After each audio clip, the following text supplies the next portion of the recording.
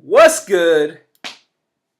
Canelo Alvarez versus Danny Jacobs is official for May 4th on DAZN, that new app coming from way over there on the other side of the pond. I'm excited for this fight. I wanted to see this fight way more than I wanted to see a third Golovkin fight. I'm I'm really excited for this fight because Jacobs is naturally bigger. I think he's strong. He's a stronger guy. That one might be debatable, but uh, I don't know. Now that I think about it, I think Canelo might be stronger, and he might hit harder than Danny Jacobs. But like they say in Spanish, "I se dan."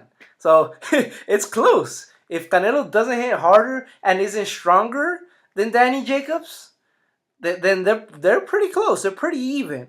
I will say Danny Jacobs is stronger. He's a stronger fighter. He won't allow Canelo to just push him around.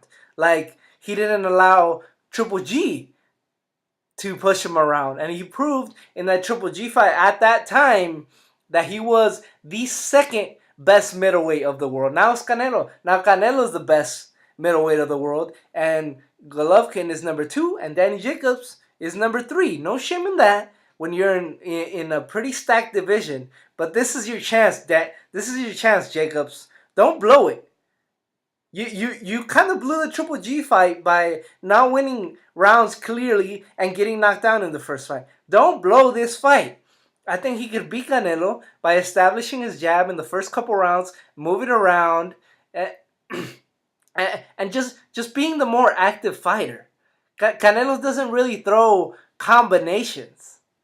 He can throw body shot, uppercut, but he really doesn't do that. I'm kind of stuttering in this video, but whatever. I'm excited. This fight has me pumped, man. And honestly, I do think Canelo will beat him, but this will not be an easy ride. And this proves to me that Canelo is one of the best fighters in the world, and that he wants to prove himself. He wants to prove that he's the best middleweight of the world. He wants to prove that he could beat these guys because he's facing Danny Jacobs. He didn't have to face Danny Jacobs, guys. I know it's popular to give Canelo crap for his level of competition. They want to give him crap for fighting Fielding, even though it was just 2 months removed from his brutal fight of the year, according to ringtv.com, fight, a rematch against Gennady Golovkin.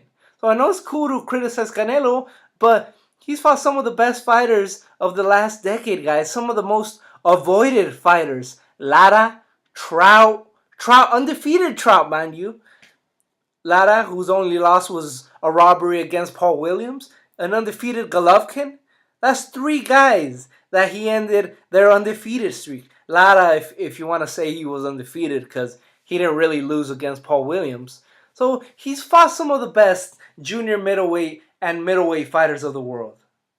Let's just drop it. Yes, the steroid thing, but he did the hair test. He didn't have to do that either. This is a guy that wants to prove himself and that wants to prove that he's the best middleweight of the world and wants to prove that he is the best fighter in the world. And he will become best pound for pound fighter if he keeps beating guys like Gennady Golovkin. And if he beats Danny Jacobs convincingly, I think he might beat Loma, in my opinion, for being the best fighter in the world. Jacobs is a damn good middleweight, and this will not be an easy fight for him. So, what do you guys think about this fight? Who's your early prediction to win this? Thank you guys for watching. Peace.